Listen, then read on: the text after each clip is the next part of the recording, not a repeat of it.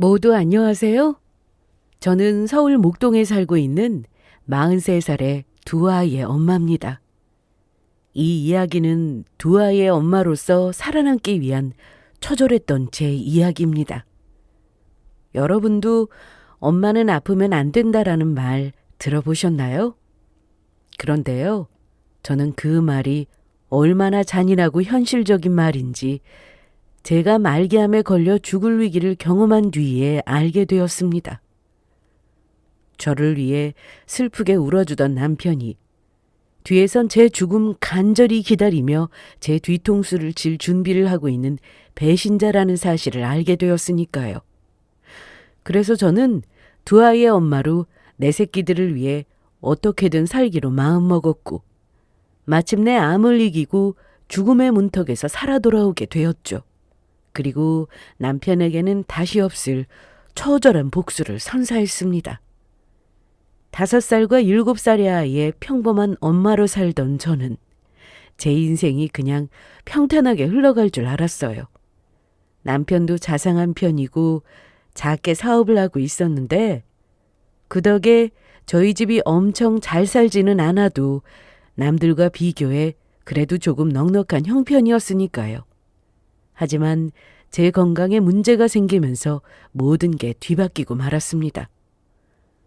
어느 날부터인가 배가 이상하게 불러오고 숨이 턱턱 막혀서 요즘 소화가 잘 안 되나 싶었죠. 그런데 컨디션이 너무 안 좋아져서 아무래도 이상해서 병원에서 검사를 받게 되었어요. 그리고 병원에서 아주 충격적인 소식을 듣게 되었죠. 의사 선생님이 저에게 난소암 4기 가능성을 말씀하시면서 치료가 쉽지 않을 수 있다고 했던 거였습니다. 제가 말기암이라는 것이었어요. 그래서 저는 큰 병원을 옮겨 다시 검사를 받게 되었습니다. 남편도 제 걱정이 된다면서 같이 가져왔고요. 그리고 그곳에서 들은 말은 의사 선생님께서는 최선을 다해보자고 하셨지만 결과는 변하지 않았어요. 게다가 지금은 복수가 많이 차서 빼내기 위해 병원에 입원해야 한다고 하더라고요. 그 후 수술 전 항암부터 들어가자고 하셨고요. 아이들 키우기도 바쁘고 제가 고등학교 때까지 운동을 해서 워낙 건강에 자신이 있다 보니 병원 건강검진을 자주 받지 않았던 것이 문제였던 것 같았습니다. 건강검진을 소홀히 한 3년 사이 갑자기 문제가 일어났으니까요. 아랫배가 점점 나오고 가끔 소화도 안 되고 컨디션이 안 좋아지는 일도 있었지만 단순히 제가 나이가 들고 아이들을 돌보느라 피곤해서 그렇다고 생각했던 겁니다. 의사 선생님 말씀으로는 난소암의 경우 빨리 발견이 안 되는 경우도 간혹 있다고 하셨지만 전부 제 잘못이었어요. 제가 진짜로 암으로 죽을 수도 있다는 말에 저는 세상이 멈춘 것 같았죠. 그저 멍한 얼굴로 아 소리밖에 못 냈으니까요. 저와 병원에 같이 왔던 남편의 얼굴도 무너지고 말았습니다. 그리고 제가 복수가 차 병원에 입원하던 날, 병원에서 남편은 펑펑 울었습니다. 남편은 제 손을 꽉 붙잡고 아주 대성통곡을 했어요. 그 모습에 얼마나 제 가슴이 미어졌는지 모릅니다. 여보, 당신 분명히 살 수 있을 거야. 아니, 내가 어떻게든 당신 살릴 거야. 그러니까 우리 애들을 위해서라도 당신 꼭 힘내줘. 나 당신 절대 포기 못해. 난 당신 없으면 못 산다고. 나 어떻게든 힘내볼게. 나도 이렇게는 못 떠나.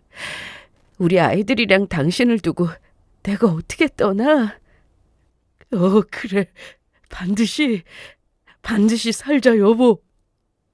남편의 입술이 파르르 떨리고 눈물이 뚝뚝 떨어지는데 결국 저도 참았던 울음이 터졌습니다. 그리고 이렇게 생각했어요. 비록 제 몸이 많이 아프긴 해도 이렇게 저를 생각하고 아껴주는 남편이 있어서 다행이라고요. 그러니까 힘을 내서 꼭 암과 싸워 이겨내보자는 그런 마음이었죠.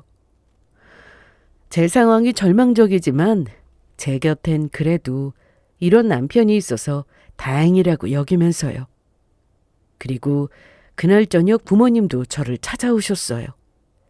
이미 제가 암이라는 말을 듣고 부모님도 충격을 많이 받으셨는데 제가 병원에 입원을 하니 자식 새끼 걱정에 한달음에 달려오신 거예요. 엄마는 저를 보더니 안쓰러웠는지 제 손을 꼭 붙잡으셨습니다.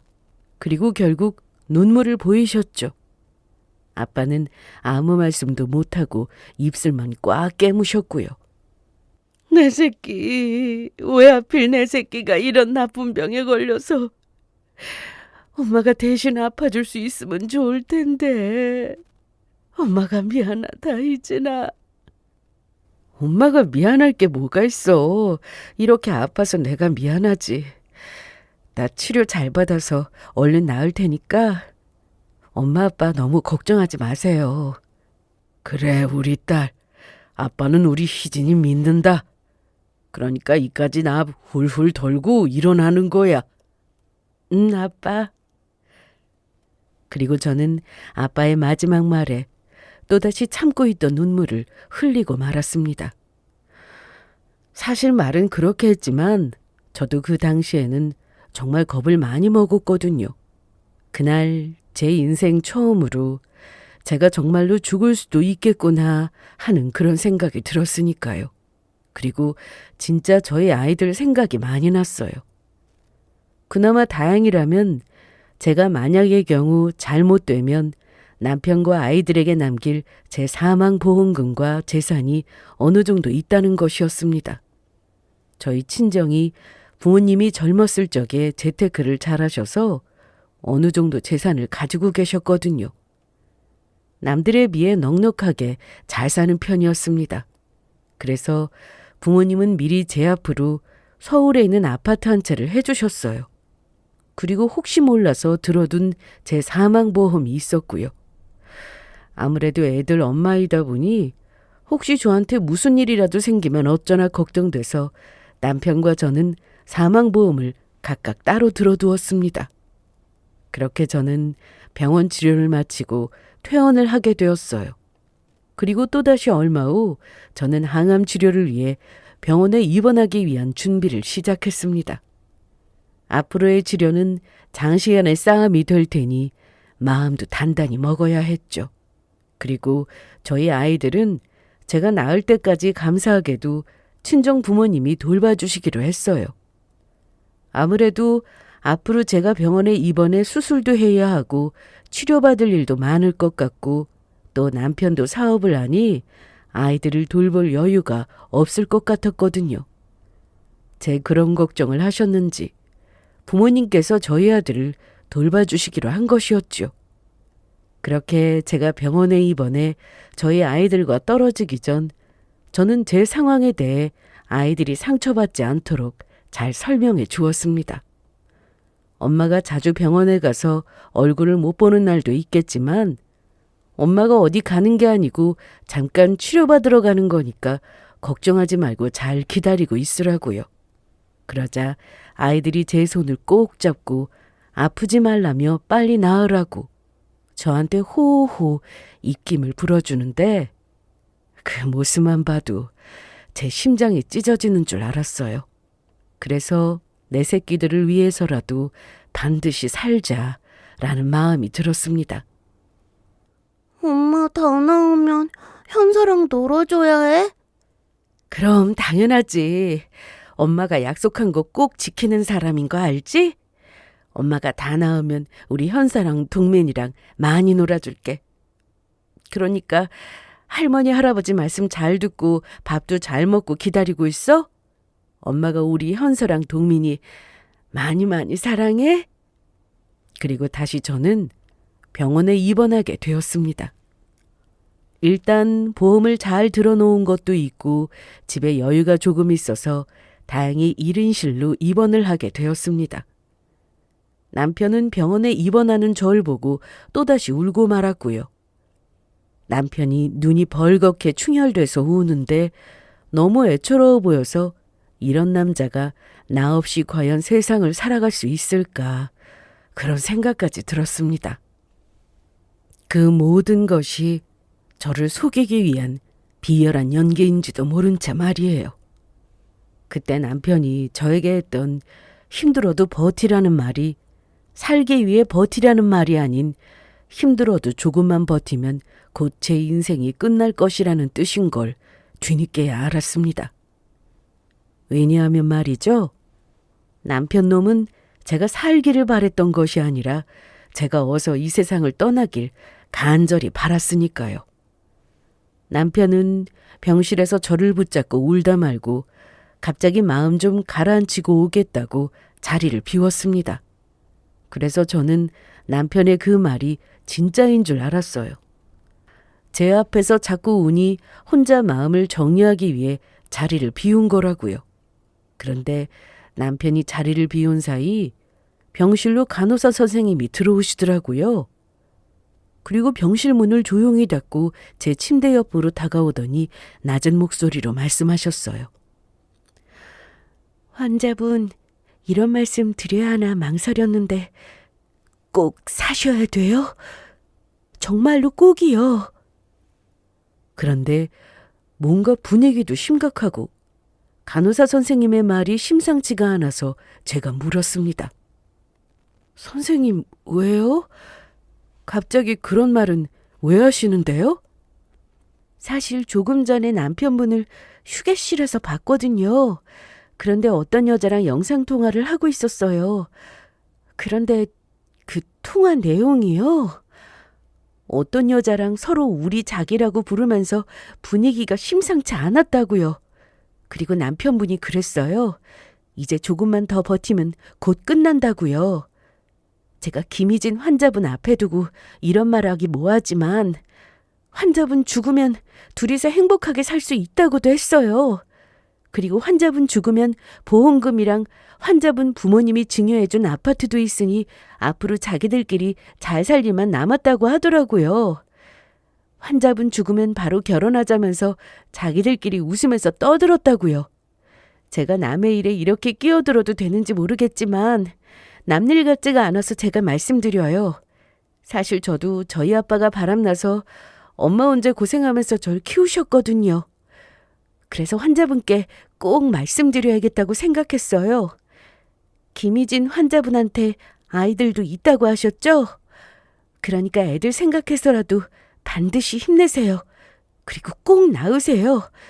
그래야 환자분이 아이들을 키울 수 있잖아요. 간호사님의 말에 저는 하늘이 무너져 내리는 기분이었습니다. 제가 직접 듣고도 도저히 믿기지가 않았죠. 제 앞에서는 그렇게 저를 위하고 저 없이는 못 사는 척하던 남편놈이 사실은 저 몰래 바람까지 피우고 있었고 제가 암에 걸리자 제가 죽으면 그 상간녀와 살 계획까지 하고 있었던 겁니다. 그것도 제 사망보험금과 아파트까지 넘보고 있었고요. 그렇다고 간호사 선생님이 지어낸 말을 한다고 하기에도 말이 안 되었습니다.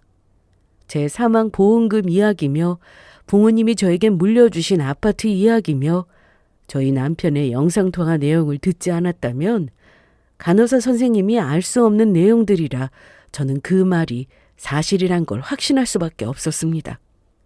간호사님이 암까지 걸려 아픈 환자를 붙잡고 이상한 소리를 할 리도 없으니까요. 그래서 제가 간호사 선생님께 조용히 말했어요. 선생님, 이야기해 주셔서 정말 고맙습니다. 그런데 선생님, 오늘 저한테 한 이야기 저희 남편에게는 비밀로 해 주실 수 있을까요? 그 누구한테도 말하지 말아주세요.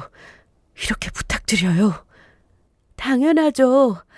저는 김희진 환자분 편이에요. 환자분이 이 병원에 계신 동안 제가 도울 일 있으면 도울게요. 그러니까 제발 꼭 사세요. 아이들 생각해서라도 꼭이요. 네, 정말 감사합니다. 간호사 선생님의 마지막 말에 저는 눈물이 찔끔 나왔어요. 그리고 저희 아이들이 떠올랐습니다. 그래서 저는 울지 않기로 했습니다. 간호사 선생님 말씀처럼 무슨 일이 있든 살아야겠다는 생각만 들었습니다. 남편 놈은 제가 죽으면 제 보험금이랑 아파트로 상간녀와 살 생각이나 하고 이제 보니 제 아이들을 지킬 사람은 이 세상에 저밖에는 없어 보였거든요. 그래서 그때부터 저는 독한 마음을 먹고 어떠한 상황에서도 절대 흔들리지 않기로 마음먹었죠. 그리고 간호사 선생님이 해준 이야기에 저의 미친 복수가 시작되었습니다. 그래서 저는 간호사 선생님이 말이 사실인지 확인하기 위해 병실에 돌아온 남편 놈이 잠들기를 기다렸습니다. 얼마나 지났을까? 남편이 잠들었는지 코 고는 소리가 들려오더라고요. 그래서 저는 아주 조심스레 남편 머리맡에 충전 중인 핸드폰을 들었습니다. 그 순간 남편이 갑자기 잠을 자다가 뒤척였던 겁니다. 저도 모르게 막 심장이 쿵쾅거렸죠. 하지만 그도 잠시 남편이 잠든 걸 다시 확인한 저는 남편 핸드폰 비밀번호를 눌러 문자와 전화통화 내역을 확인했습니다. 그 인간 핸드폰 비밀번호를 예전에 봐둬서 이미 알고 있었으니까요. 그런데 남편 놈이 상간녀랑 바람 피우는 걸 들키기 싫었는지 상간녀 이름을 거래처 회사 이름으로 저장해 두었더라고요. 하지만 문자 내용은 절대로 거래처 회사와의 대화 내용이 아니었어요. 아주 둘이 좋아 죽고 못 사는 내용이었으니까요. 딱 첫 번째 문장부터 누가 봐도 특별한 사이라는 게 티가 났죠. 자기야, 오늘도 자기 생각하면서 하루가 어떻게 흘러가는지 모르겠다. 이 여자가 빨리 사라져야 우리가 행복하게 살 텐데. 그래도 조금만 참으면 이 상황도 끝나겠지? 자기야, 사랑해. 나도 울적이 많이 사랑해. 마누라한테 들킬 수 있으니까 이따 밤에는 문자 못할 거야.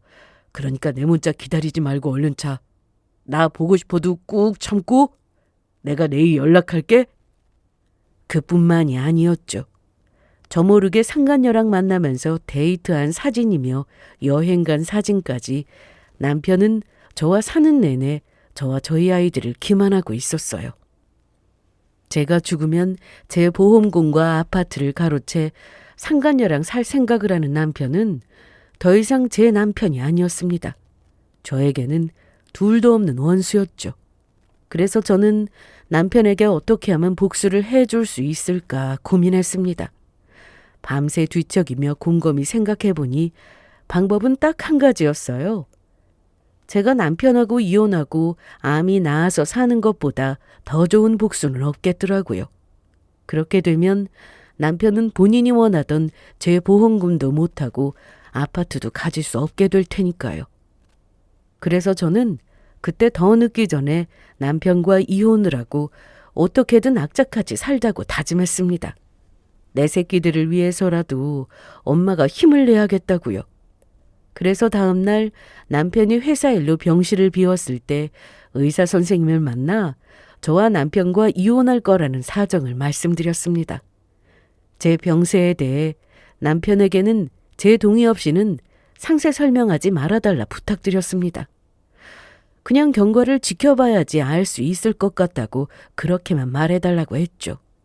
제가 낫더라도 남편놈이 제가 회복된 걸 모르게 말이에요.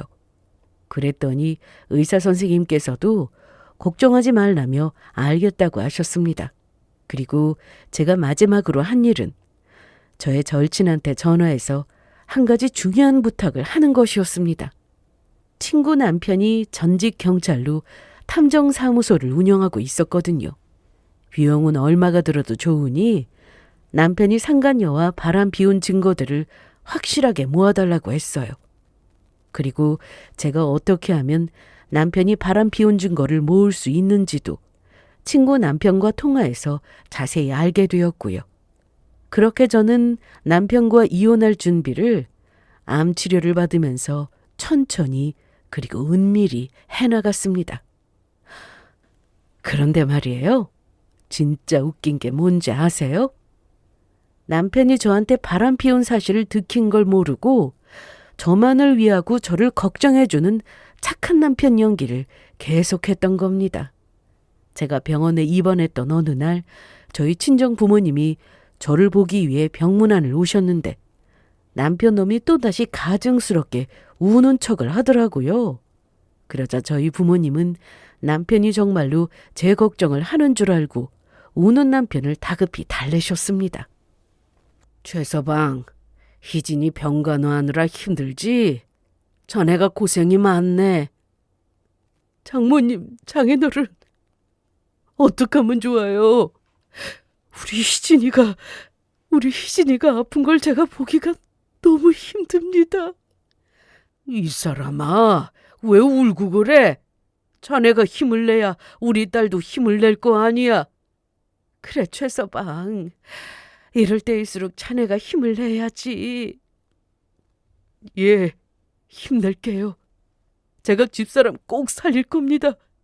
제가 어떻게든 꼭 낫게 할 거예요. 그때 남편의 모습이란 정말 역겹기만 했어요. 내가 내 놈의 정체를 안다면서 시커먼 남편의 속내를 부모님 앞에서 폭로하고 싶었어요. 그래도 참았어요. 왜냐하면 진짜 복수는 그렇게 하는 게 아니라고 생각했으니까요. 남편이 자신의 행동을 두고두고 후회하게 만들어줄 생각이었습니다. 그런데 그날 더 웃지 못할 일이 벌어졌습니다. 그날 시댁 식구들이 제 병문안을 왔는데 아주 황당한 이야기를 꺼냈던 거죠. 시어머니의 시아버지의 신호까지 병실로 우르르 들어와서는 처음에는 인사치레처럼 제 걱정을 하는 듯한 말을 해주었습니다. 아이고, 우리 며느리 어쩌면 좋으냐. 네가 암이라니 하늘도 무심하시지. 우리 며느리 얼굴이 반쪽이 됐네. 밥은 잘 챙겨 먹는 거냐? 하지만 제 안부를 물으며 제 걱정을 해주는 척하는 것도 잠시였습니다. 역시나 아무리 시댁이라지만 진짜 남편이 아니면 남이라는 사실을 그때 새삼 깨달았으니까요. 제가 암이라고 하니 남편 챙길 생각부터 하더라고요. 저희 부모님의 눈치를 슬쩍 보더니 시어머니는 어처구니 없는 이야기를 꺼냈습니다. 사람이면 저런 이야기를 하고 싶을까 싶었죠. 그런데 희진아, 너 아픈데 이런 말하기 그렇지만 네 아파트 가지고 있는 재산은 어떻게 할 거니? 정리를 좀 해두는 게 좋지 않겠어? 너 떠나고 나서 재산 정리하려면 나중에 괜히 복잡해질 수도 있고 더 늦기 전에 우리 아들 명의로 얼른 돌려놓는 게 어떻겠니? 시어머니의 말에 저희 부모님은 흥분하고 말았고 저희 친정엄마는 화가 많이 나셨는지 얼굴이 정말 새빨개지고 말았습니다. 지금 사부인 뭐라고 말했습니까? 정리라뇨. 멀쩡하게 건강히 살아있는 애한테 지금 그게 무슨 막말입니까? 저희 딸이 사부인 딸이라도 그렇게 말씀하실 수 있겠어요? 아니, 저는 그냥 걱정이 돼서 한 말입니다. 다른 뜻은 없었어요. 희진이 죽고 나면 서류니 뭐니 복잡해지고 미리 정리하면 희진이 마음 편할까 봐 그런 거였죠. 이 여편 내가 그런데도 우리 딸 마음이 편하라고? 지금 고작 그 아파트 때문에 열심히 살려고 하는 애 앞에서 죽는 이야기를 꺼낸다는 게 말이 된다고 생각하십니까? 그런 이야기 꺼낼 거면 다시는 저희 딸 보러 오지 마세요. 전혀 고맙지 않으니까. 죄송합니다. 제가 괜한 말을 꺼내서 사부인 속을 상하게 한 것 같네요. 앞으로는 조심할게요. 응? 그러는 와중에 저희 남편은 어떻게 했는지 아세요? 그 인간은 그 자리에서 누구의 편도 안 들더라고요. 그냥 입을 꾹 다물고 속상한 것처럼 고개를 숙이고 있었죠. 하지만 남편이 시어머니가 저의 아파트 명의를 남편 명의로 돌려달라고 말하는 순간 은근히 기대하며 눈을 반짝이는 게 제 눈에는 뻔히 보였습니다. 하지만 결국 그날 시댁 식구는 저희 엄마에 의해 쫓겨나고 말았고 남편은 저희 부모님께 미안한 척 연기를 했습니다. 한없이 착한 사이로 보이기 위해서 말이죠. 그리고 저는 또다시 항암을 시작했습니다. 다시 병원에 입원을 하게 되었고요. 그런데 이번에는 유독 항암을 받고 나서 속도 울렁거리고 몸도 힘들어서 며칠 병원에 입원하게 되었습니다. 그런데 제가 입원한 지 2일이 되는 날 남편 놈이 제 눈치를 보더니 거래처 직원이 찾아왔다면서 병원 출입증을 받아서 만나러 가겠다면서 자리를 비우더라고요.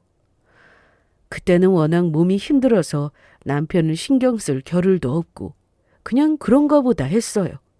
그런데 그때 다시 남편이 바람 피운 사실을 알려줬던 간호사 선생님이 다급히 저를 찾아왔던 거예요.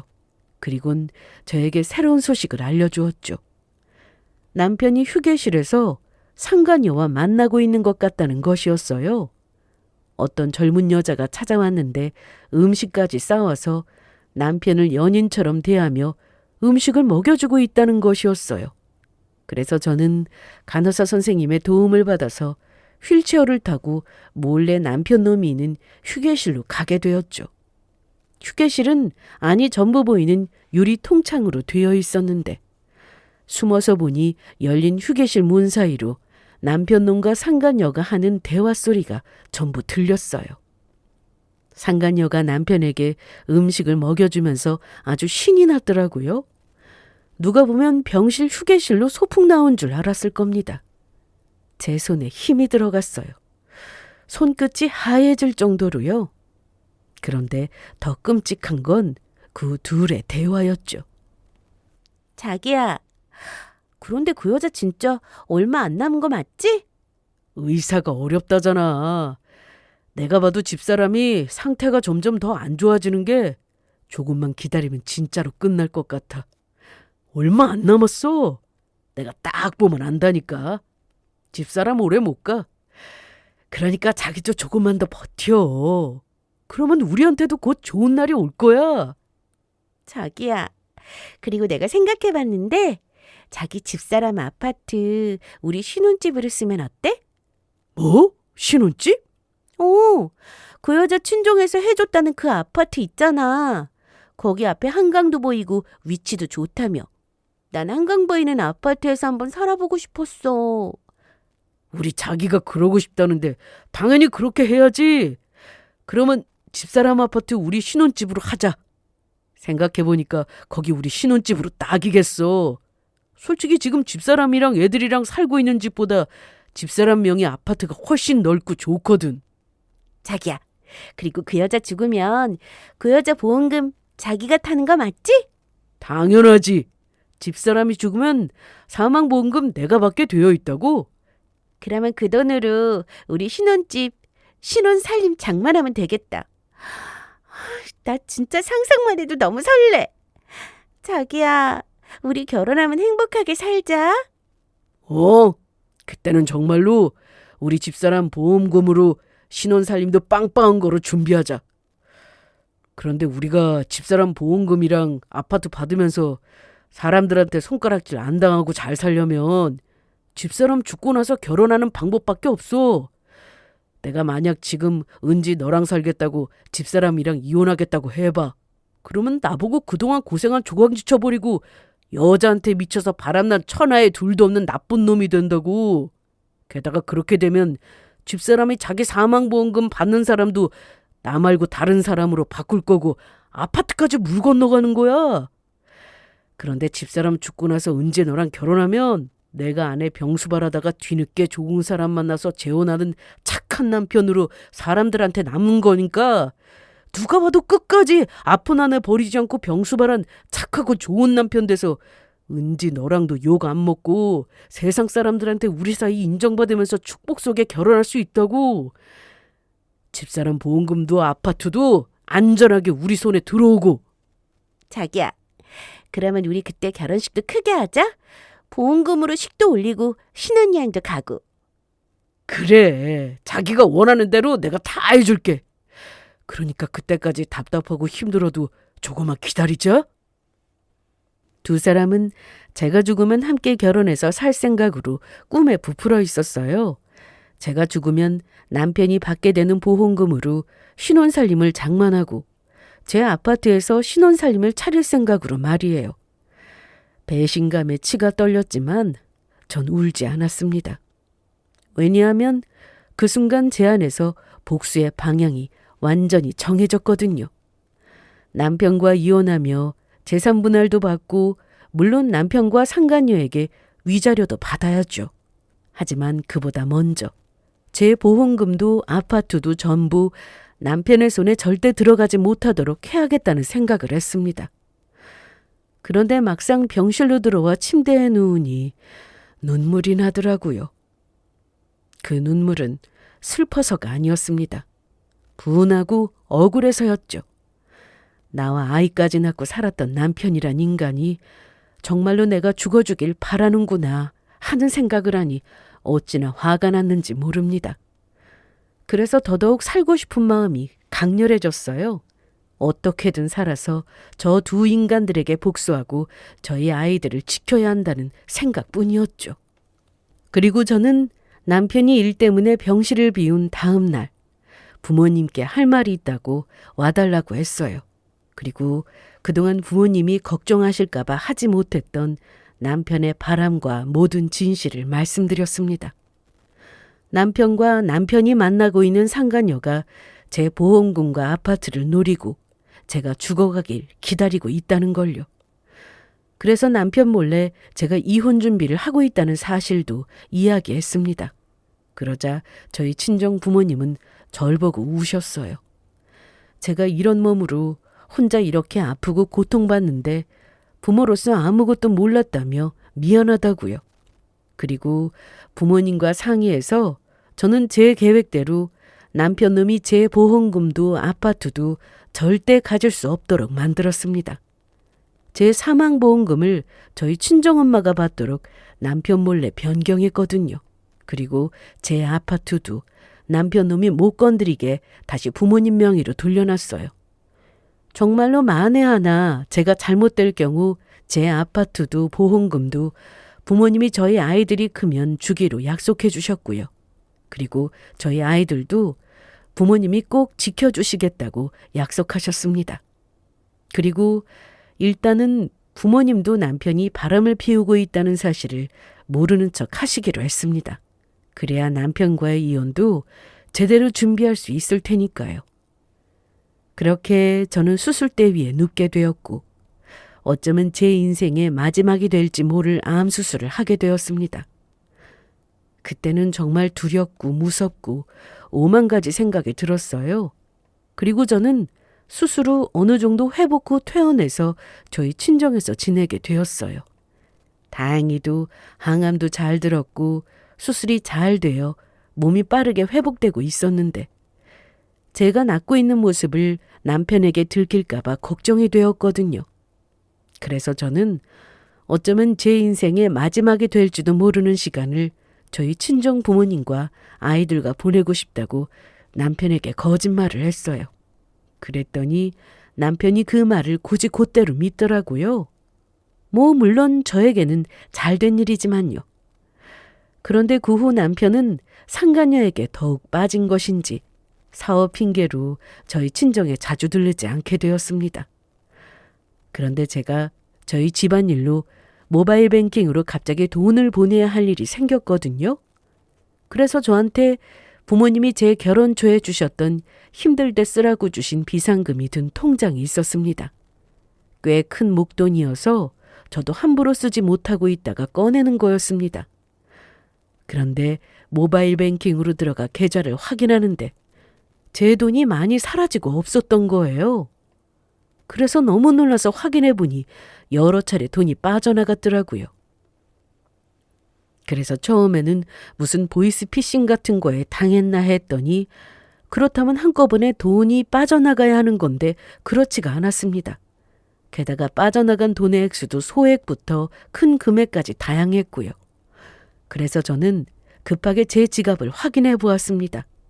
그랬더니 제 지갑에 있어야 할 부모님이 주신 돈이 들어간 통장 현금 카드가 안 보였던 거예요. 순간 딱함이 오더라고요. 제가 항암이랑 투병으로 정신없는 사이 남편이 제 카드를 훔쳐가서 사용하고 있었다는 걸요. 제가 아이를 낳고 통장 카드 비밀번호를 첫째 아이 생일로 변경해놨었는데 그래서 바로 빼서 쓸 수 있었던 것 같았죠. 저는 바로 남편에게 전화를 걸었습니다. 당신 내 통장 카드 가지고 갔어? 왜 남의 허락도 없이 카드를 가지고 가? 도대체 어디에 썼기에 이렇게 돈이 많이 빠져나간 거야? 여보, 미안해. 내가 깜빡하고 말을 안 했네. 당신 돈들 전부 병원비 쓰는데 썼어. 암이라 그런지 생각보다 병원비가 많이 들더라. 당신한테 진작 말했어야 했는데 미안해.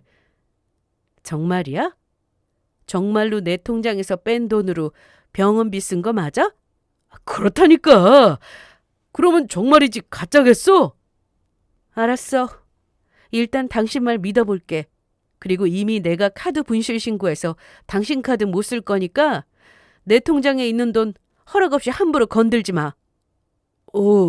알았어. 미안해. 제 병원비로 썼다는 남편 놈의 말을 저는 믿지 않았어요. 가장 중요한 건 남편 놈이 병원비로 썼다고 했지만 병원비 결제했던 날과 금액이랑 맞지가 않았거든요. 그래서 딱 눈치를 챘죠. 이 인간이 부모님이 주신 제 돈으로 상간녀랑 데이트하는 데 썼을 거라는 걸요. 그 생각을 하니 더욱 용서가 안 되었습니다. 그렇게 남편은 자신의 업보를 차곡차곡 쌓아갔습니다. 그래서 남편이 제가 언제 죽을 것 같은지 제 상태를 확인하기 위해 친정에 들를 때면 더욱 아픈 척을 했어요. 곧 죽을 사람처럼요. 그래야 남편이 긴장을 풀고 더욱 바람을 피우면서 제가 암이 호전되며 이혼 준비를 하고 있다는 사실을 눈치채지 못할 테니까요. 남편은 그것도 모르고 제가 정말 얼마 있으면 죽을 것처럼 보였는지 좋아하는 게 티가 났죠. 그러면서 아주 저를 살뜰히 보살펴주는 사람처럼 친정에 와서 제 수발을 열심히 들더라고요. 그러다가 남편이 화장실이 급하다면서 자리를 비웠는데 그때 남편 핸드폰으로 문자 메시지가 오는 거 보였습니다. 바로 남편 놈의 상간녀였습니다. 그래서 문자를 확인해 보니 남편이 바로 몇 분 전 저 몰래 상간녀에게 보낸 메시지가 보였어요. 자기야, 나 완전 신나. 마누라 상태 보니까 조금만 기다리면 죽을 것 같아. 오늘 와서 어떤지 확인해 봤는데 거의 반송장이 다 되었더라고. 이제 우리가 결혼해서 같이 살 날도 얼마 안 남았어. 진짜야? 그 여자 이제 곧 끝나는 거야? 아주 듣단 중 반가운 소리다. 나 지금 우리 결혼할 예식장 알아보고 있는데 나중에 자기 만나면 사진 찍은 거 자세히 보여줄게.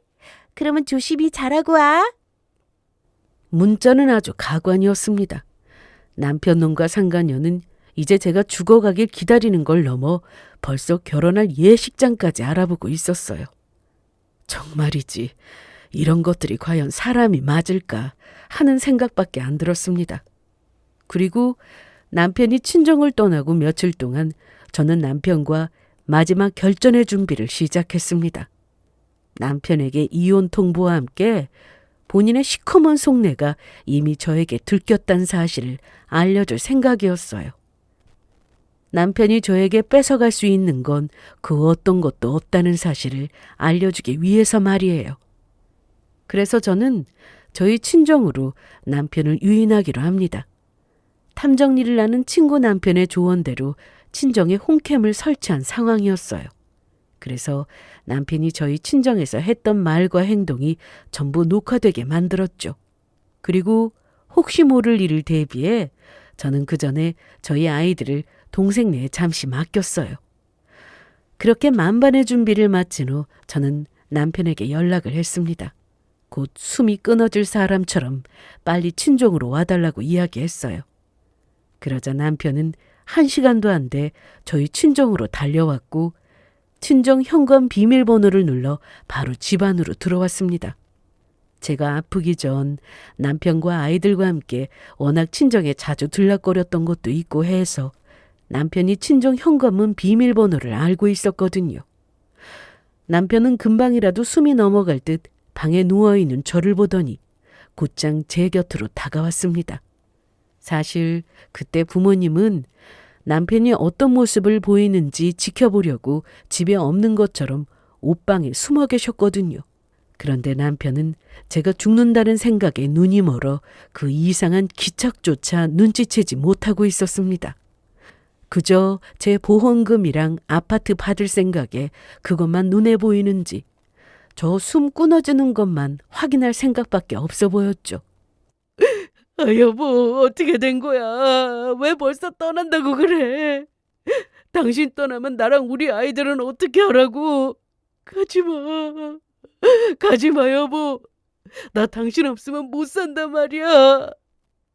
제가 죽을 것 같다는 소식에 기뻐서 한달음에 달려와 놓고 슬픈 척 연기를 나는 남편의 모습이 참 가증스러웠습니다. 그래도 저는 연기를 이어갔어요. 제가 죽는다고 하면 어떻게 나오는지 확실하게 보고 싶었거든요. 여보, 나 이제 곧 떠날 것 같아. 나 무서워. 이렇게 당신이랑 아이들만 두고 가는 거 너무 무섭다고. 나도 당신 떠나고 아이들이랑만 남는 거 너무 무서워. 여보, 그리고 내가 떠나기 전 부탁이 있는데 나 가도 우리 아이들 잘 돌봐줘야 해. 당신이 그렇게 해줄 수 있지? 반드시 그렇게 해줘야 해. 나랑 약속해줘. 우리 아이들 잘 돌보겠다고. 알았어. 그런데 여보, 당신 정말로 이제 떠나는 거야? 정말로 이렇게 가는 거냐고? 그럴 것 같아.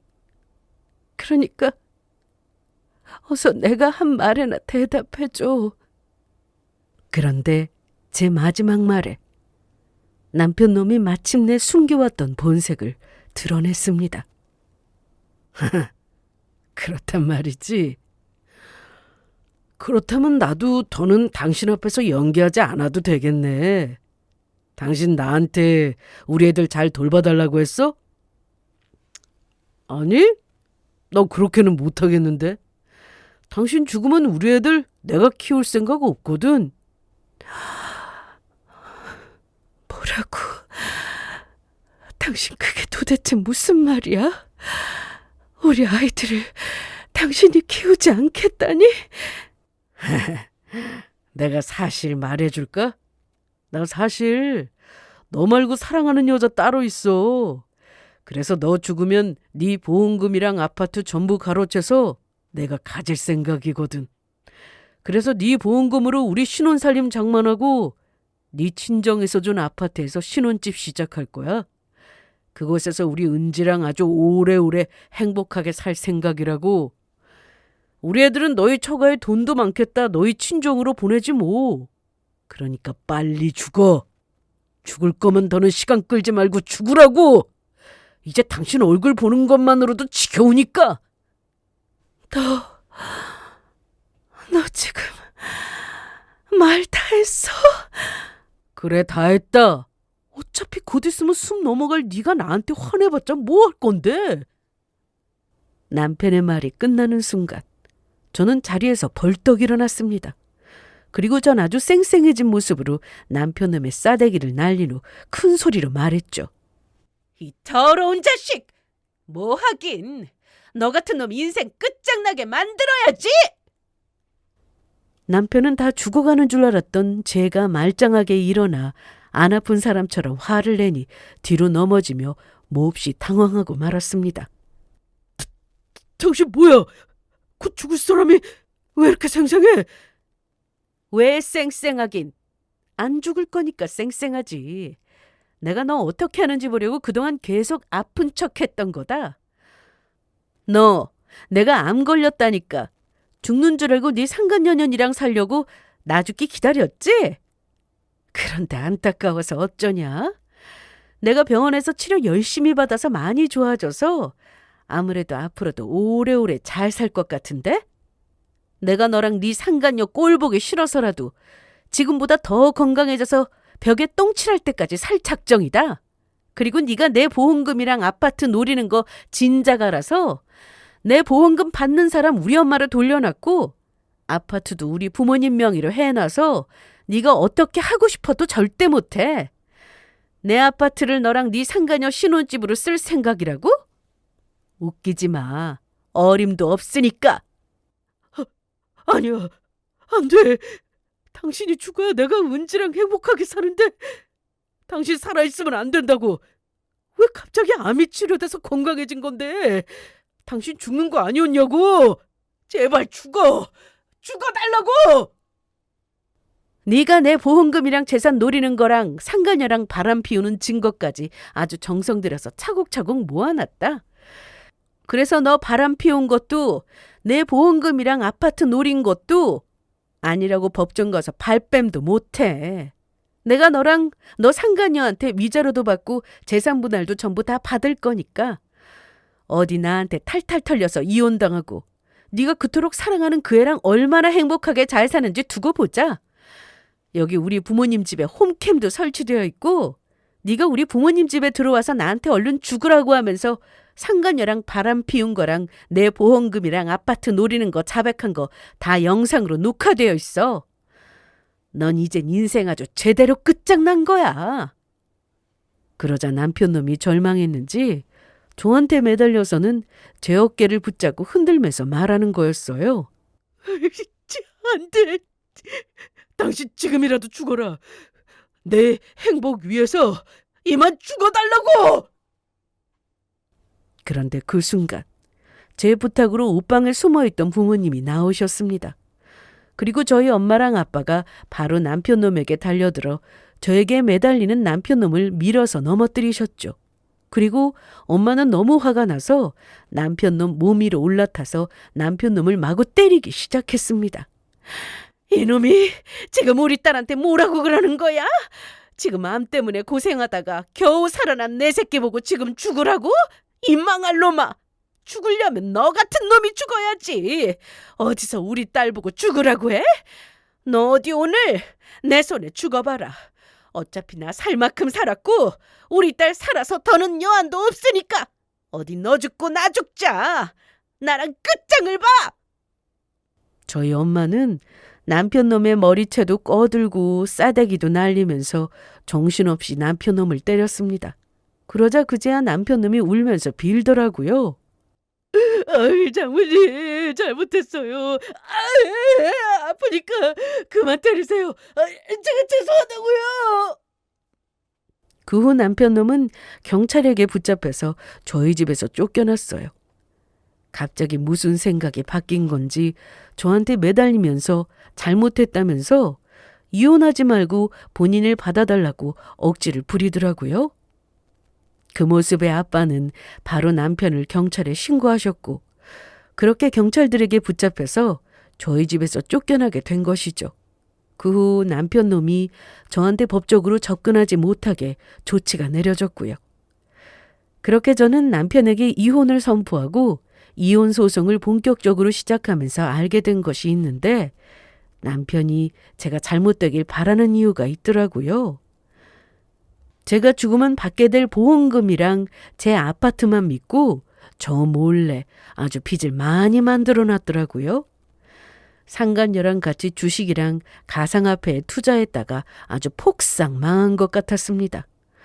그러니 어떻게든 제가 죽어야 돈도 마련하고 상간녀랑 행복하게 살 텐데 그 꿈이 눈앞에서 무너지게 생겼으니 아주 절망을 했던 것이죠. 더욱이 제가 죽지 않아서 빚을 못 갚게 되면 남편놈 인생이 나락으로 가게 생겼으니 애가 탔던 겁니다. 그래서 나중에는 안 되겠는지 상간녀랑 헤어지고 저라도 붙잡아 본인 빚이라도 해결해 볼 생각으로 다시 잘해보자며 저에게 매달리려고 했던 것이고요. 그래서 남편놈이 어떻게 되었는지 아세요? 나쁜 놈, 결국에 벌 받았습니다. 저한테 이혼당하고 상간녀랑 같이 저한테 위자료 주면서 재산 분할을 해주는 건 물론이고 주식이랑 가상화폐를 하다가 진 빚까지 아주 제대로 인생이 거덜났어요. 전 남편 놈이 제 통장에서 몰래 돈을 뽑아서 상간녀랑 데이트 비용으로 쓴 돈도 재산 분할할 때 법정에서 참고해서 해주었습니다. 남편이 저랑 이혼해주지 않으려고 했지만 중고야 워낙 확실하니까 저에게 결국 이혼을 당했던 거죠. 그 일로 남편 회사까지 어려워진 것 같더라고요. 상간녀도 남편이랑 결혼할 생각까지 하더니 남편이 가진 게 없어지니 바로 남편을 떠난 것 같았고요. 마지막에는 상간녀의 술수에 넘어가서 돈까지 빌려줬던 것 같던데 그 일로 타격을 제대로 받은 것 같았죠. 전 남편 놈이 완전히 폐인이 되고 말았으니까요. 남편과 잘 아는 지인을 통해 들으니 술에 빠져 살면서 정신과 치료도 받고 사람처럼 못 살고 있다고 합니다. 그래서 지난날 일들에 대해 많이 후회하고 있나 보더라고요. 여자한테 눈이 뒤집혀서 인간이길 포기하더니 사람이 바닥에 떨어지고 힘들어지니 그제야 진짜 소중한 게 가족이었던 걸 뒤늦게 깨달은 것 같았어요. 그리고 현재 저는 건강도 많이 되찾았고 부모님과 아이들의 응원에 힘을 내서 다시 희망을 찾아서 열심히 살아가고 있습니다. 저를 걱정해주고 사랑해주는 가족들을 위해서라도 힘내서 잘 살아보려고요. 역시 힘들 때 남는 건 사랑하는 가족들밖에 없습니다. 그리고 저를 도와주셨던 간호사 선생님과는 자주 연락하고 지내면서 아주 친한 친구가 되었답니다. 저에게는 쓰레기 같은 전 남편에게서 구해준 은인과도 같은 사람이니까요. 앞으로 부모님과 저희 아이들과 함께 씩씩하게 잘 살아보도록 하겠습니다. 모두 늘 아프지 마시고 건강하시고 행복하시길 바랍니다. 감사합니다.